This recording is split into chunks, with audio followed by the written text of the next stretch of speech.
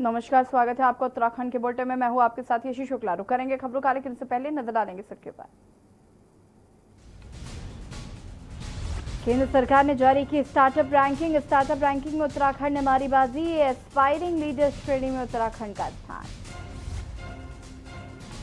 उत्तराखंड में बेरोजगारी के मुद्दे को लेकर कांग्रेस का हल्ला बोल। कहा, कुंभकर्णी नींद में सोई है सरकार। नैनीताल आने वाले सैलानियों के लिए खुशखबरी। नैनीताल में 15 दिन में शुरू हो जाएगा रोपवे। सरोवर नगरी में सैलानी उठा सकेंगे इसका लुत्फ। बेरीनाग में फिट इंडिया कार्यक्रम जारी। युवा ले रहे हैं बढ़ चढ़कर हिस्सा। सुबह शाम किया जा रहा है कार्यक्रम का आयोजन। नैनीताल के जिला जेल में फूटा कोरोना का बम। एक साथ 54 बंदी पाए गए पॉजिटिव। 18 से 73 साल के हैं सर्वाधिक संक्रमित मरीज। उत्तराखंड में कोरोना विस्फोट। 24 घंटे में रिकॉर्ड 1115 नए केस दर्ज। 14 मरीजों की हुई मौत। आप देख रहे हैं के न्यूज, खबरों का सारथी। बढ़ेंगे खबरों में, लेकिन उससे पहले आपको उत्तरकाशी से बड़ी खबर बता देते हैं, जहां पर सीएम से मिले यमुनोत्री विधायक केदार सिंह रावत। बड़कोट नगर पालिका में बनेगी बहुमंजिला वाहन पार्किंग। देश विदेश से आने वाले श्रद्धालुओं को मिलेगा योजनाओं का लाभ। मुख्यमंत्री ने मेगा प्रोजेक्ट की सैद्धांतिक स्वीकृति की प्रदान। चार धाम यात्रा व्यवस्था में प्रोजेक्ट होगा मील का पत्थर साबित। विधायक और स्थानीय लोगों ने मुख्यमंत्री का किया आभार व्यक्त।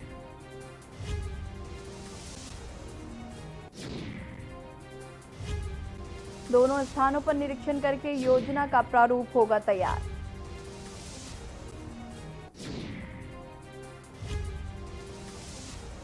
बड़ी खबर उत्तरकाशी से। सीएम से मिले यमुनोत्री विधायक केदार सिंह रावत।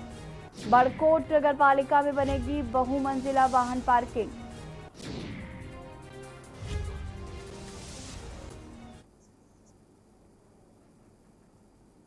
प्रदेश के मुख्यमंत्री त्रिवेंद्र सिंह रावत का पौड़ी दौरा रहा। इस दौरान उन्होंने अपने गृह जनपद के कलजीखाल ब्लॉक के घड़ियाल गांव पहुंचकर यहां पर लंबे समय से कृषि कर रहे युवाओं से मुलाकात की, उनके कार्यों की सराहना की। आपको बता दें कि युवा रोजगार और नौकरी के चलते प्रति पहाड़ों को छोड़कर शहरों की तरफ भाग रहे थे।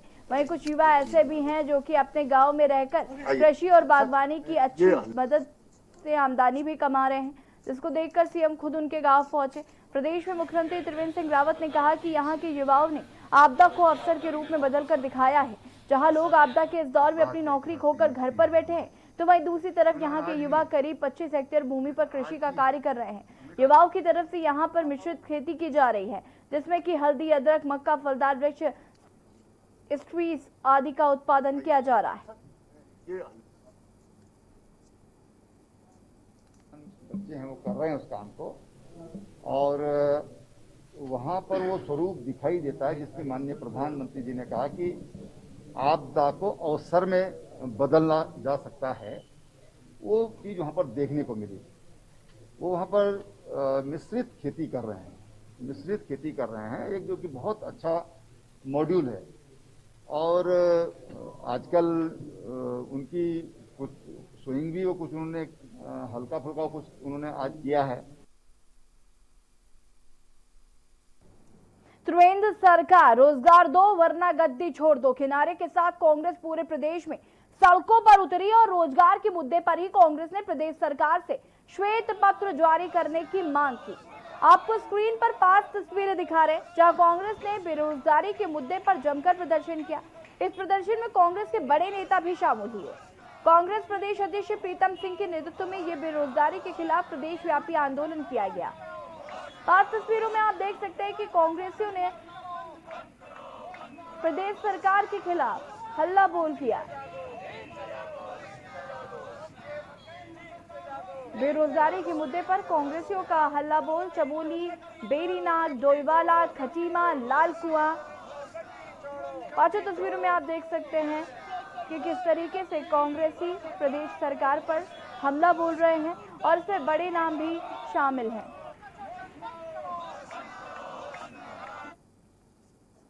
नैनीताल आने वाले सैलानियों के लिए एक अच्छी खबर है। 15 दिन के अंदर सैलानियों के लिए रोपवे खोल दिया जाएगा। सैलानी इसका लुत्फ उठा सकेंगे। लॉकडाउन के ऐलान के बाद बीते 22 मार्च को रोपवे को बंद कर दिया गया था। इस बार इसे खोलने के लिए रिपेयरिंग का काम शुरू हुआ है। देखिए रिपोर्ट। सरोवर नगरी में सैलानियों की खुशी होगी दोगुनी। नैनीताल आने वाले सैलानियों के लिए खुशखबरी। नैनीताल में 15 दिन में शुरू हो जाएगा रोपवे। सरोवर नगरी में सैलानी उठा सकेंगे इसका लुत्फ।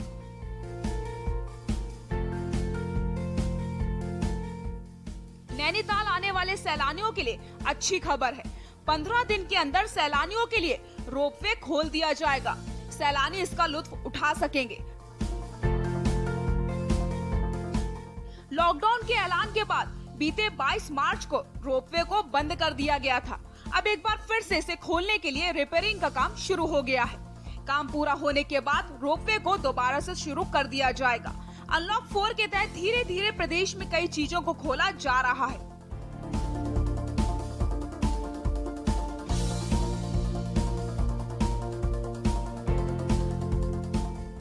अक्सर रोपवे को लेकर के यहाँ आने वाले सैलानियों में उत्साह देखा जाता है। इसके साथ ही इससे सरकार को अच्छी कमाई भी होती है। रोपवे से हर साल कुमाऊं मंडल विकास निगम को करीब 2 करोड़ रुपए का राजस्व भी मिलता है। ये कुमाऊं मंडल विकास निगम की आय का मुख्य साधन भी है। कोरोना महामारी के चलते लगे लॉकडाउन में रोपवे को बंद कर दिया गया था। देखिए, रोपवे में वर्तमान हमारा रिनोवेशन का कार्य चल रहा है। एक्चुअली ये कार्य तो मार्च में स्टार्ट हो गया था, लेकिन उसके बाद ये कोविड की वजह से बीच में कुछ समय बंद रहा और ये पिछले महीने से इसमें लगातार काम हो रहा है और अगले 15 दिन में हमारा ये कंप्लीट हो जाएगा।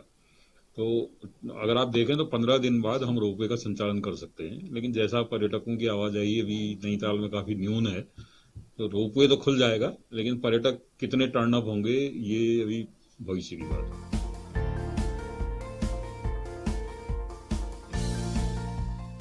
इसके बंद होने से कुमाऊं मंडल को राजस्व का काफी नुकसान भी हुआ। अनलॉक 4 के बाद कुमाऊं मंडल विकास निगम ने रोपवे को खोलने का फैसला लिया ताकि यहां आने वाले सैलानी रोपवे का लुत्फ उठा सके। इसके साथ ही इस फैसले से निगम को कुछ राजस्व प्राप्त हो जाएगा। निगम हर साल पर्यटकों की सुरक्षा को ध्यान में रखते हुए रोपवे की मरम्मत कराता है। एनवायरनमेंट बहुत अच्छा है। यहाँ की जो आबो हवा है ना, वो अंदर तक शुद्ध कर देती है आदमी। I love Nainital. मैं नैनीताल इस मंथ में सेकंड टाइम आया हूँ। लास्ट टाइम मैं आया था तो यहाँ पे रश ही नहीं था, 2-3 लोग ही थे बस। आज तो ओपन हो गया तो काफ़ी क्राउड है। आज अच्छा लग रहा है, बहुत बढ़िया लग रहा है। और एक तो बीच में तो 3 महीने तक तो बिल्कुल बंदे रहे, कहीं भी जा नहीं सके। तो इंडस्ट्री भी यहाँ पे भी सबको नुकसान हुआ। इंडस्ट्री दोबारा चालू होगी और लोगों को प्रॉफिट होए, आदमी की अर्निंग होए, हम तो ये चाहते हैं। यहाँ फ्रेशनेस बहुत है, ग्रीनरी बहुत है, शुद्ध वातावरण है, ग्रीनरी है, फ्रेशनेस है, प्योर ऑक्सीजन है। बहुत खुशी मिल रही है क्योंकि हम लोग हर साल आने वाले टूरिस्ट हैं, जो कोई भी ऐसा नहीं है कि कभी ना आए। और यहाँ आके इतनी रौनक देख के बहुत अच्छा लगा और उम्मीद है कि सब जल्द अच्छा होगा और हमें घूमने का मौका मिलेगा, नैनीताल आने का मौका मिलता रहेगा। नहीं सोचा नहीं था कि मतलब ऐसा कुछ होगा। यहाँ आकर सब कुछ पॉजिटिव लग रहा है, सब कुछ अच्छा लग रहा है। इस बार भी मार्च महीने में रोपवे का रिपेयरिंग काम शुरू किया गया था, लेकिन लॉकडाउन की वजह से काम पूरा नहीं हो पाया था। ऐसे में जबकि इसे खोलने का फैसला लिया गया है, तो एक बार फिर से रिपेयरिंग का काम शुरू हो गया है। नैनीताल से के न्यूज के लिए कांता पाल की रिपोर्ट।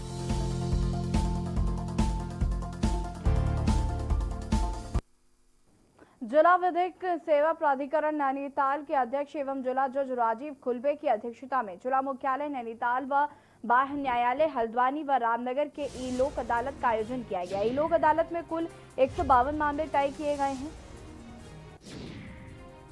जिला एवं सत्र न्यायाधीश राजीव कुमार खुलबे तथा ई लोक अदालत बेंच अधिवक्ता प्रदीप परगाई द्वारा विद्युत अधिनियम के एक वाद एवं मोटर दुर्घटना प्रतिकर की 08 वादों का निस्तारण कल कुल धनराशि वसूल की गई तथा मिसलेनियस सिविल के 4 वादों का निस्तारण किया गया। ब्रजेंद्र सिंह परिवार न्यायालय नैनीताल एवं बेंच अधिवक्ता राजेंद्र सिंह बोरा द्वारा 6 पारिवारिक वादों का निस्तारण किया गया।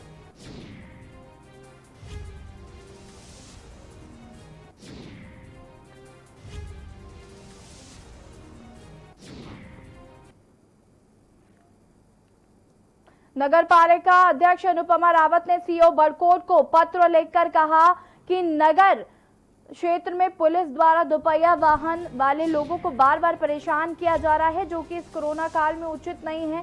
पालिका अध्यक्ष का कहना है कि एक तरफ टैक्सी वाहन चालकों ने किराया दोगुना कर रखा है, जो देने की स्थिति में नहीं है।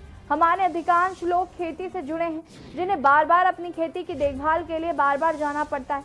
पुलिस के इस रवैये से लोग नाखुश हैं।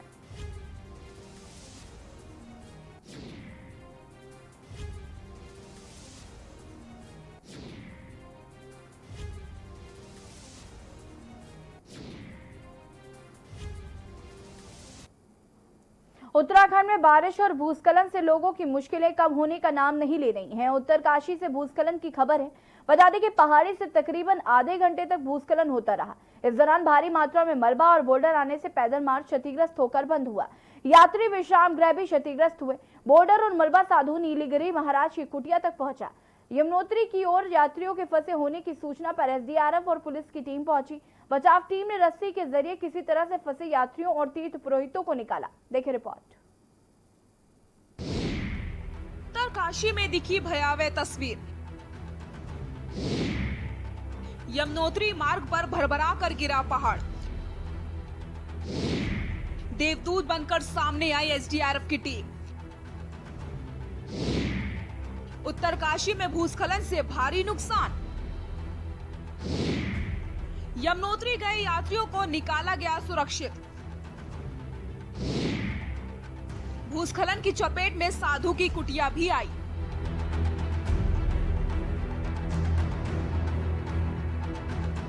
उत्तराखंड में बारिश और भूस्खलन से लोगों की मुश्किलें कम होने का नाम नहीं ले रही हैं।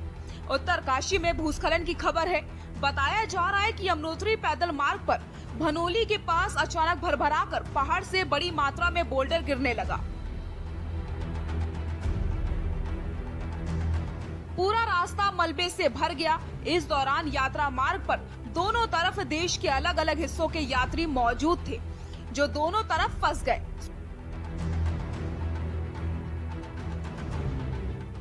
सूचना मिलते ही एसडीआरएफ की टीम मौके पर पहुंची।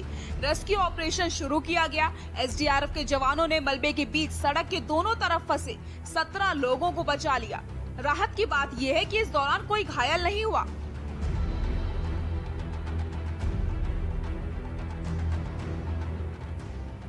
जिन 17 लोगों को बचाया गया है, उनमें उत्तराखंड, उत्तर प्रदेश, हरियाणा और तेलंगाना समेत कई राज्यों के लोग रहने वाले हैं।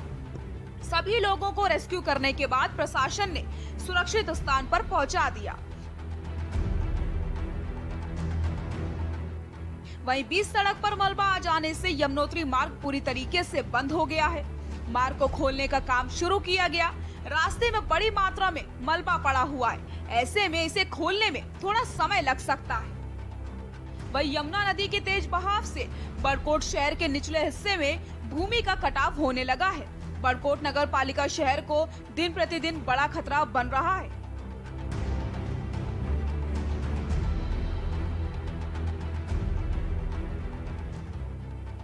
स्थानीय लोगों ने जिला प्रशासन से सुरक्षा की मांग की है, क्योंकि समय से पहले अगर इंतजाम नहीं हुआ तो आने वाले वक्त में बड़ा खतरा हो सकता है।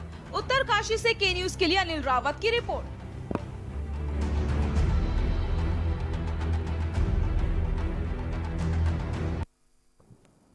अश्विन मास कृष्ण पक्ष में 16 श्राद्ध में गाय का खासा महत्व है। इस दौरान हर दिन गाय को ग्रास यानी कि भोजन देने की परंपरा है।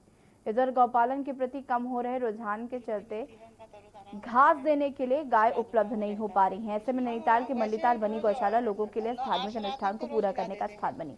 ऐसे में लोग गौशाला में गायों को घास खिलाकर श्राद्ध के दौरान होने वाले अनुष्ठान को पूरा किया जाता है। कहा जाता है कि श्राद्ध में अपने पितरों को तृप्त करने की कामना मुख्य तौर पर की जाती है। इसके लिए आचार्य अथवा ब्राह्मण को संतुष्ट करना होता है। वही गौ माता की तृप्ति की भी इसमें कामना की गई। केवल पितरों को याद कर लेने मात्र से श्राद्ध व तर्पण का पुण्य नहीं मिलता। तृप्ति के बिना श्राद्ध अर्थहीन है। करना चाहिए क्योंकि गाय के शरीर में 33 करोड़ देवताओं का आवाहन बताया जाता है, तो इसलिए वो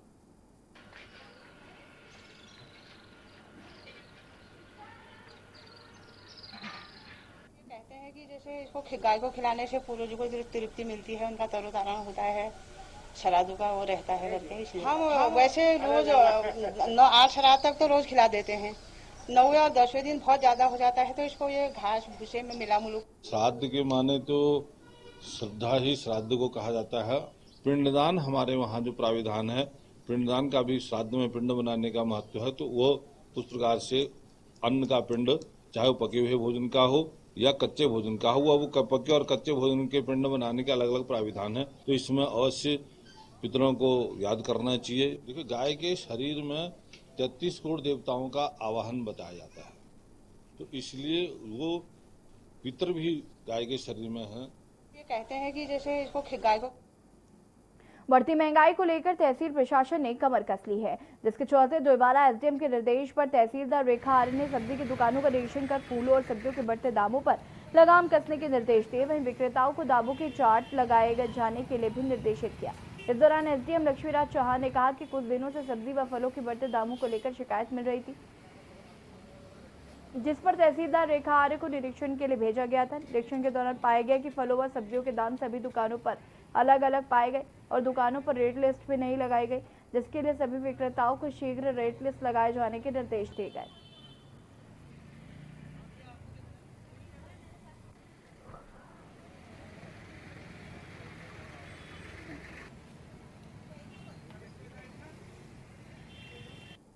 जिलाधिकारी महोदय के निर्देश थे कि जो बाजारों में क्या है सब्जियां और जो फलों के रेट हैं ये मनमानी दरों पर बेचे जा रहे हैं। इसको लेके हमारी जो टीम है तहसीलदार और अन्य विभागीय अधिकारी जो नगर पालिका और सप्लाई के उनकी तरफ से एक निरीक्षण किया गया टीम बना के। तो कई जगह पाया गया कि उनके द्वारा रेट लिस्ट नहीं लगाई गई है, मनमानी दरों से बेचा जा रहा है। उनको चेतावनी दी गई, प्लस उनका चालान की कार्रवाई भी की गई है। और दूसरा हो गया कि जो सोशल डिस्टेंसिंग का पालन नहीं किया जा रहा कई दुकानदारों द्वारा, हमारे सब्जी के हों चाहे हमारे राशन वाले हैं, उसको लेकर भी उनके द्वारा निरीक्षण किया गया और सभी व्यापारियों को और सभी हमारे ऐसे जो दुकानदार हैं उनको चेतावनी दी गई। खबर हल्द्वानी से है, जहां पर सब राष्ट्रीय पल्स पोलियो प्रतिरक्षण अभियान आगामी 20 से 26 सितंबर तक आयोजित होगा। ये पोलियो प्रतिरक्षण अभियान जनपद के 4 विकास खंडों हल्द्वानी, रामनगर, कोटाबाग और भीमताल ब्लॉक में आयोजित होगा। इस अभियान को 100% सफल बनाने के लिए जिलाधिकारी सविन बंसल ने वीडियो कॉन्फ्रेंसिंग के जरिए जिला टास्क फोर्स को आवश्यक दिशा निर्देश दिए, जिन्होंने कहा कि कार्यक्रम के सफल संचालन के लिए अभी से ठोस कार्य योजना बना ली जाए। साथ ही कहा कि जन्मे बच्चों से लेकर साल के 100% बच्चों को पोलियो खुराक अनिवार्य रूप से पिलाई जाए, कोई भी बच्चा पोलियो खुराक से वंचित ना रहे। उन्होंने सभी उप जिलाधिकारियों को निर्देश दिए कि सब राष्ट्रीय पल्स पोलियो प्रतिरक्षण अभियान के दौरान पल्स पोलियो बूथ पर जाकर अवश्य बूथों का निरीक्षण करें। वीडियो कॉन्फ्रेंसिंग में अपर मुख्य चिकित्सा अधिकारी डॉक्टर रश्मि पंत, मुख्य शिक्षा अधिकारी के गुप्ता, जिला कार्यक्रम अधिकारी अनुलेखा समेत कई अधिकारी मौजूद थे।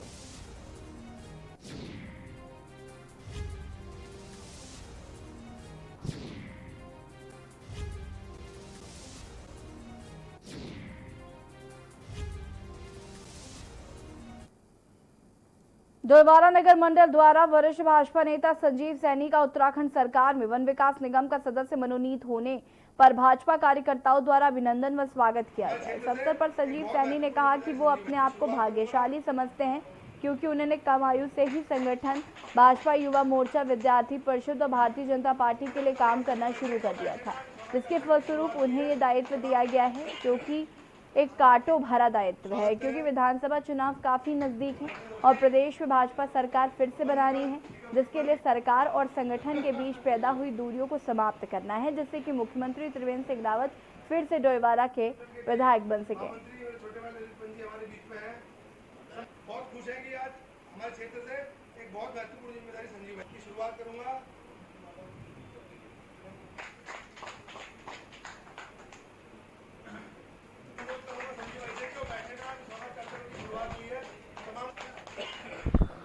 किया गया है, मैं इससे हमारे कार्यकर्ताओं बड़े हर्ष है।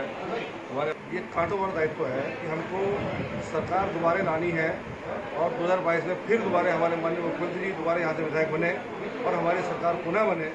और जो हमने जो संगठन के माध्यम से हम जो कार्य कर रहे हैं उसको बढ़ चढ़ के हिस्सेदारी करें। और सरकार के बीच में वैसे तो कोई गैप था नहीं, अगर कोई कमी रही होगी या कमी कोई थोड़ी बहुत दिखाई देगी उसको हम ठीक। जिला मुख्यालय में शनिवार को कोरोना का सबसे बड़ा बम फूटा। नैनीताल जिला कारागार कोरोना का अब तक का सबसे बड़ा हॉटस्पॉट बनकर उभरा है। यहां एक मुश्त 54 कैदी कोरोना पॉजिटिव पाए गए हैं। पॉजिटिव पाए गए लोगों में 18 से 73 वर्षीय उम्र तक के कैदी शामिल हैं। नैनीताल जिला कारागार को नैनीताल एवं उधम सिंह नगर जनपदों के लिए विचाराधीन कैदियों को 14 दिन रखने के लिए क्वारंटाइन सेंटर के रूप में उपयोग किया जा रहा है। इस अवधि में बंदियों को कोरोना की जांच कराई जाती और उनके कोरोना की जांच में संक्रमित न पाए जाने पर उन्हें अन्य जेलों में भेजा जाता है। इस कड़ी में 9 सितंबर को यहां 18 से 26 अगस्त तक आए 73 बंदियों की कोरोना जांच कराई गई थी। इनमें से 53 बंदी कोरोना, वहीं एक बंदी को शनिवार को स्वास्थ्य खराब होने पर बीडी पांडे जिला चिकित्सालय भेजा गया, जो रैपिड एंटीजन टेस्ट में पॉजिटिव निकला।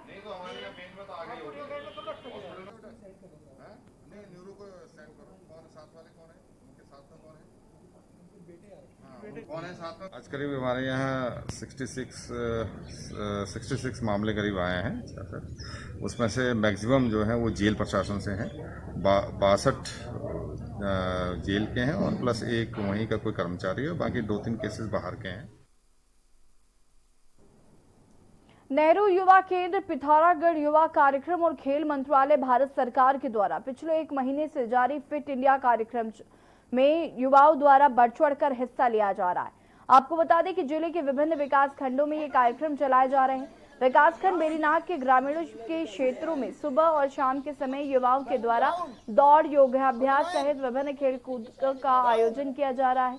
नेहरू युवा केंद्र के स्वयं सेवक योगेश महरा ने बताया कि हर दिन सुबह और शाम फिट इंडिया के तहत युवाओं को फिट रखने के लिए ये कार्यक्रम चलाया जा रहा है, जिसमें गांव के छोटे छोटे बच्चों से लेकर युवक और युवतियां भी प्रतिभाग कर रही हैं।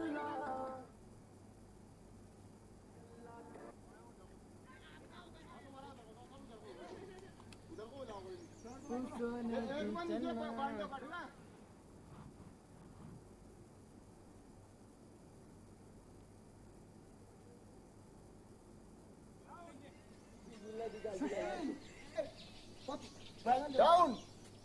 29. Down. 30.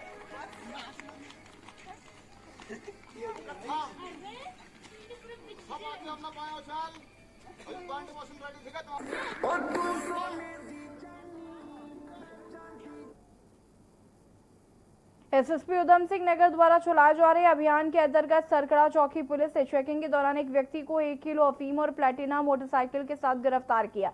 वहीं कोतवाल सलाउद्दीन खान ने बताया कि सरकड़ा चौकी इंचार्ज रविंद्र कुमार अपनी टीम के साथ नगदपुरा चौराहे पर चेकिंग कर रहे थे, तभी नगदपुरा की तरफ से एक व्यक्ति प्लेटिना मोटरसाइकिल से आता दिखाई दिया, जो पुलिस को देखकर भागने लगा, लेकिन चौकी इंचार्ज ने मोटरसाइकिल के साथ व्यक्ति को पकड़ा, जिसके पास से 1 किलो अफीम बरामद हुई। वहीं पूछताछ में व्यक्ति ने अपना नाम आगाज अली बताया है, जिसके पास से 1 किलो अफीम बरामद हुई, जिसकी कीमत अंतर्राष्ट्रीय बाजार में लगभग 10 लाख रुपए की बताई जा रही है।